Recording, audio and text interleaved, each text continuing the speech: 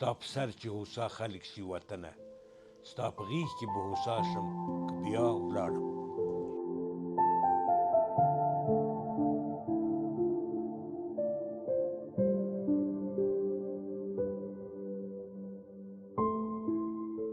السلام علیکم ورحمت الله وبرکاتو. درنو استادانو، فرهنګیانو، لیکوالانو، د کتاب او مطالعې مینوالو او قدرمنو میلمنو، تاسو ټولو ته ښه راغلاست او هرکلی کوم. تاسو ټولو ته د اکسوس کتاب پلورنځي له لورې ښه راغلاست وایو او مننه کوو چې د علم، ادب او فرهنګ د یو ستر خدمتګار د لیدو او درناوي په موخه مو وخت ځانګړی کړی دی. نن موږ دلته د یوې رسمي او تشریفاتي غونډې لپاره نه بلکې د یوه دوستانه او فرهنګي مجلس لپاره راټول شوي یو. هغه مجلس چې د هیواد د نومیالي څیړونکي، لیکوال، مورخ، ژباړن او فرهنګي شخصیت استاد حبیب الله رفیع صاحب په ویاړ باندې جوړه شوې ده. ځکه زما لویه ارزو دا وه چې بېرته خپل هیواد ته راشم او په خپل هیواد کې ژوند وکړم او د هغې نه وروسته په خپل هیواد کې مړ شم او همدلته د هیواد په خوږه غېږه کې آرام وکړم او د تل لپاره پکې پاتې شم. نو په دې اساس خدای دا توفیق راکړ چې بېرته راغلم.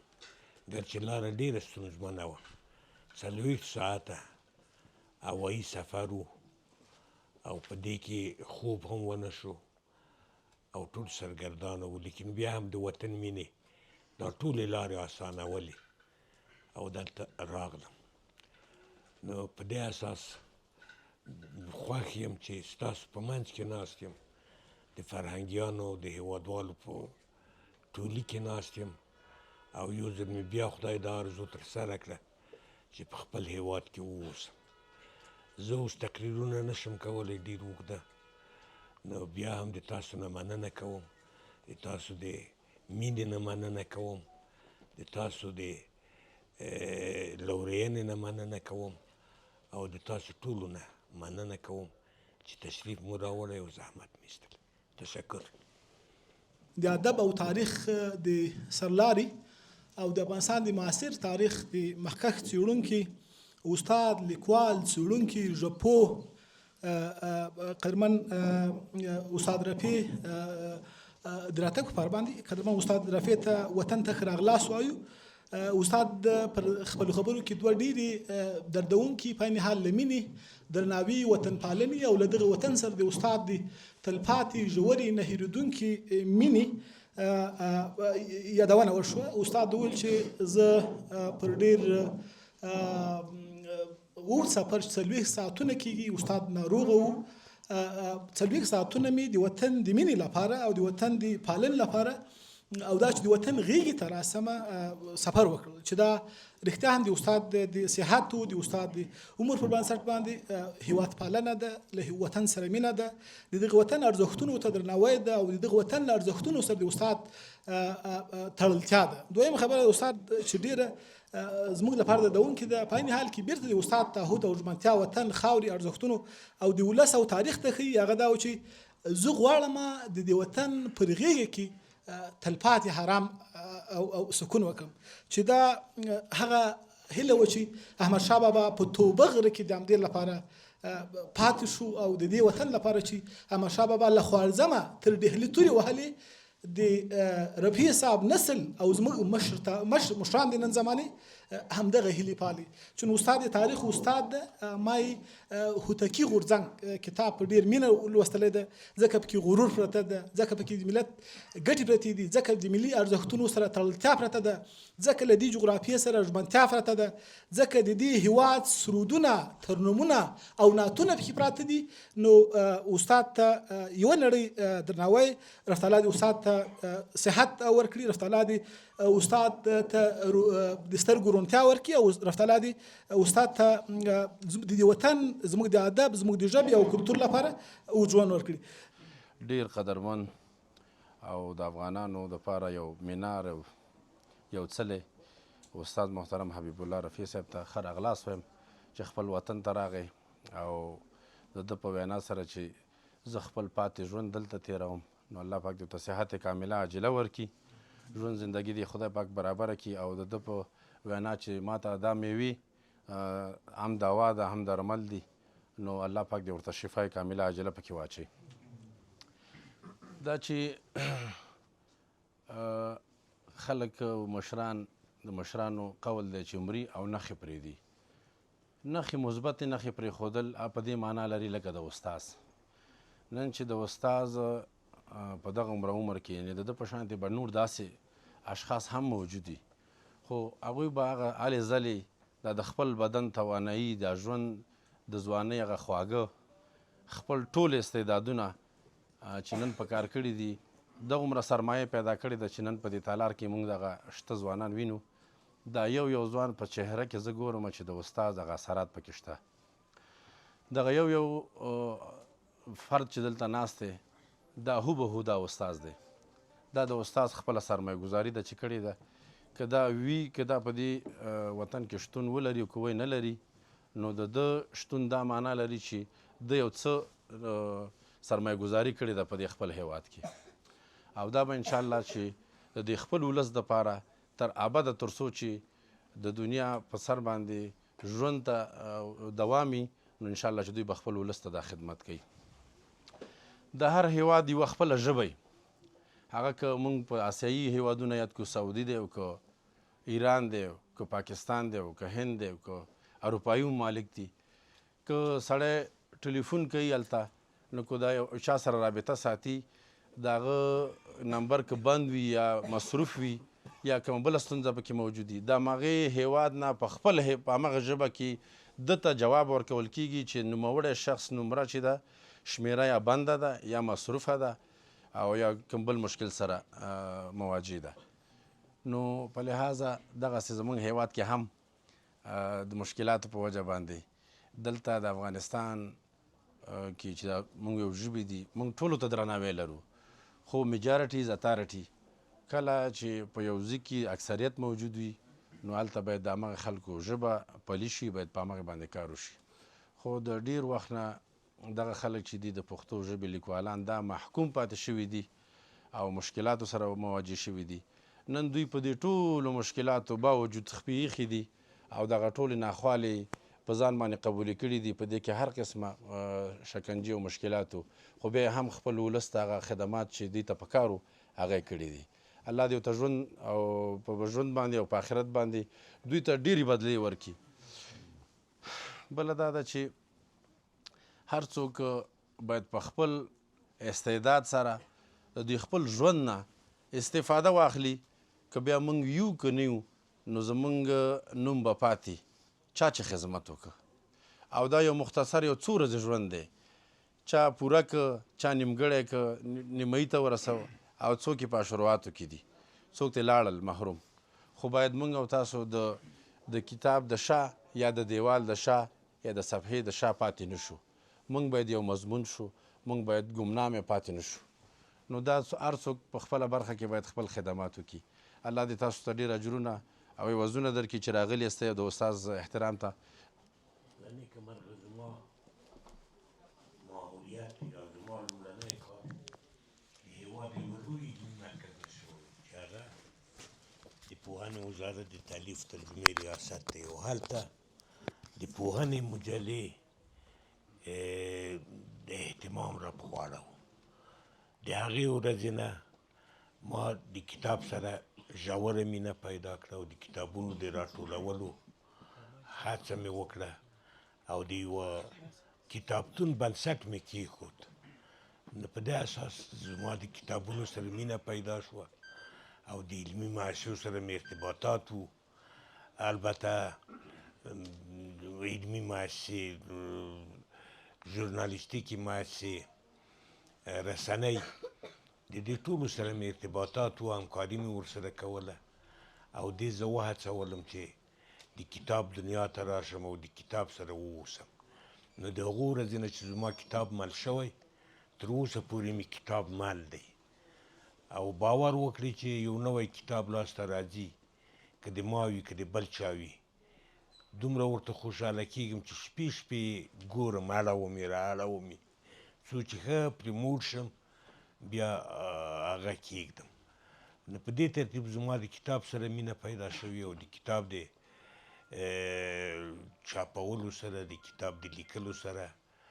ما بیا په وروستیو وختونو کې د همان کتاب خپرولو مؤسسه په نامه یوه مؤسسه جوړه کړه هغه په پېښور کې او کتابونه مې نشرول. د خوشحال بابا دیوان هم د همغې ادارې لخوا نشر شوی دی. نو په دې ترتیب زما مینه د مغو ماشومتوب نه د کتاب سره پیدا شوې او د کتاب په څنګ کې اوسېدلی یم او د کتاب د ودې لپاره مې چې څه د لاسه شوي کړي مې دي او بیا هم تر اوسه پورې په کتابونو موړ شوی نه یم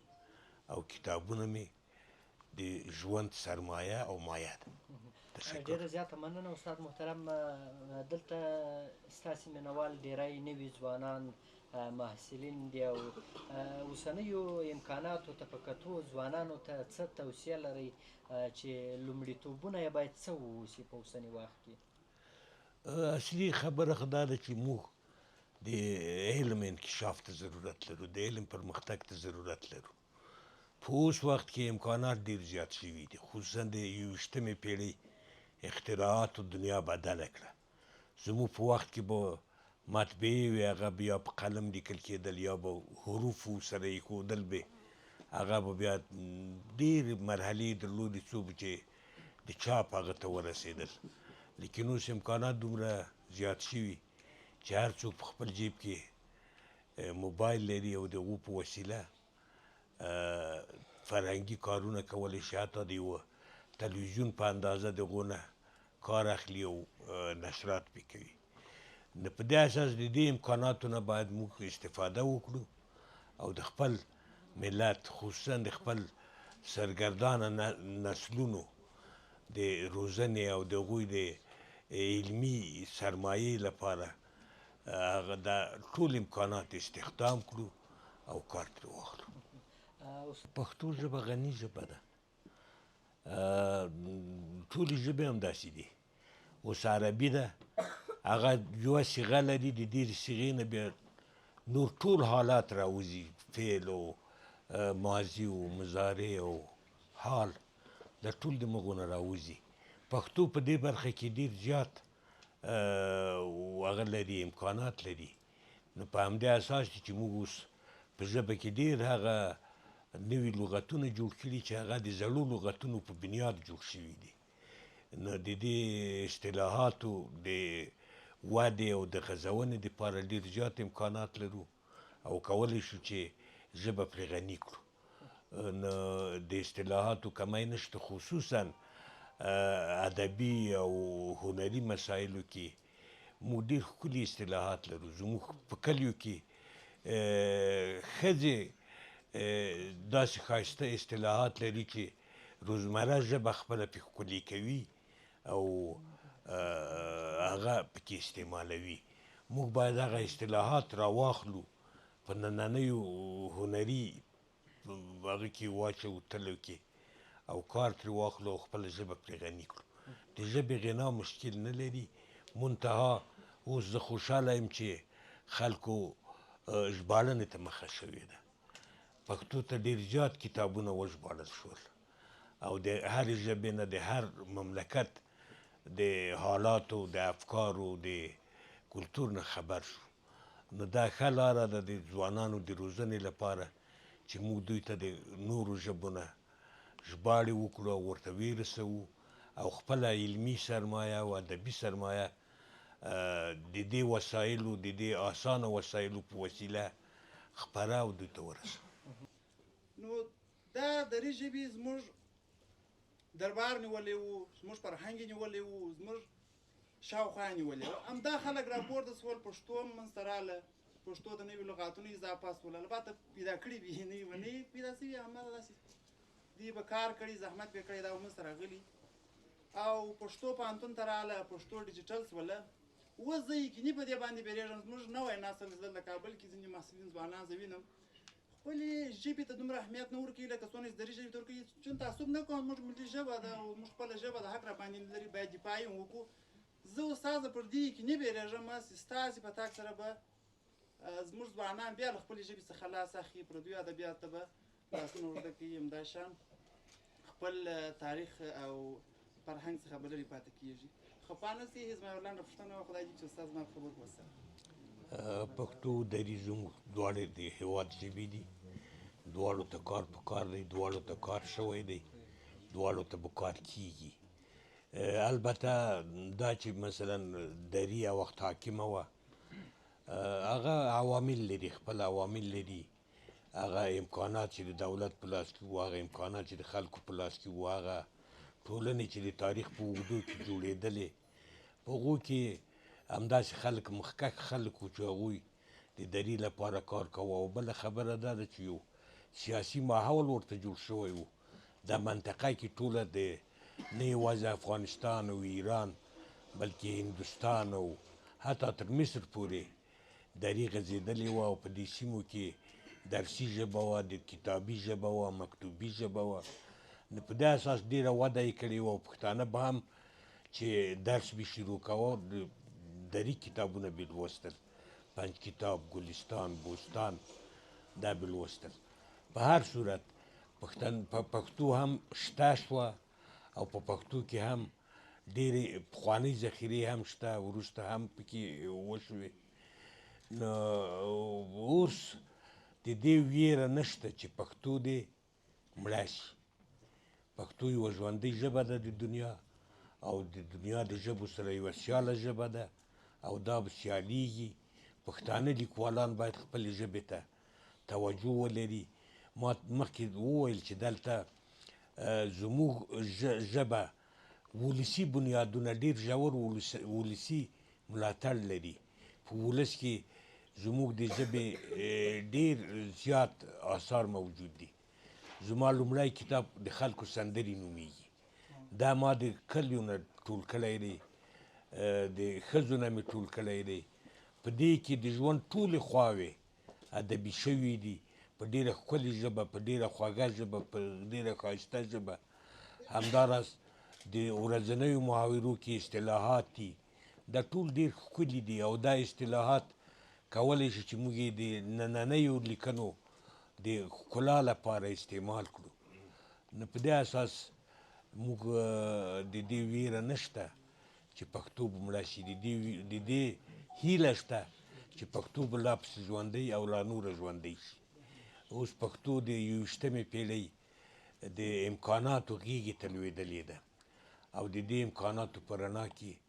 پرمختګ کوي. اوس چې تاسو خپل تلیفون خلاص کړئ، پښتو در سره غږېږي، پښتو درته اوروي، د پښتو شعر او ادب او تاریخ او نور مسایل د ټول پکې نغښتي دي. نو په دې اساس دا ویره اوس ورکه شوې ده چې پښتو دې ورکه شي، پښتو دې مړه شي. یو وخت ما د پښتو پانګه په نامه یو کتاب ولیکه، 2 ټوکه چاپ شوی دی. ما هغه کتابونه پکې ولیکل چې په پښتو کې چاپ شوي، په هر ځای کې چیرته چې چاپ شوي. ما تقریبا 1400 کتابونه پکې معرفي کړي وو. هغه وخت که ما ډېر کوشش کړی وای د 2000 پورې رسېدل، لیکن اوس 100,000 ته رسېدلي پښتو کتابونه، او په هره موضوع کې نشر شوي دي. نو په دې اساس هیلهمن یم، هیله ده، امید دی چې پښتو به نوره هم پر مخ ولاړه شي او نور به هم وده وکړي. استاد محترم، دلته ډېری کسان پوښتنې زیاتې لري، خو یو عمومي پوښتنه د دوی دا ده چې په خپله د تا لویه هیله دې څه ده، ارمان دې څه ده، زړه کې چې ډېره نږدې هیله وي، هغه هیله که ووایه. یوه هیله نه ده، هغه ډېرې هیلې دي. هېواد زموږ 50 کلونو کې ډېرې سختې صدمې لیدلې، ډېر مشکلات راوښتي. نو په دې اساس په هره برخه کې د ژوند لپاره، د بدلون لپاره امکانات دي او ضرورت دی. نو په دې اساس لویه برخه یې د علم برخه ده. باید موږ د علم برخه زیاته ونیسو او خپل نوی نسل د خپل علمي غوښتنو په رڼا کې وروزو. نو لویه هیله مې دا ده چې ستا په سر چې هوسا خلک شي وطنه، ستا په غېږ کې به هوسا شم که بیا ولاړم. ډېره زیاته مننه استاد محترم.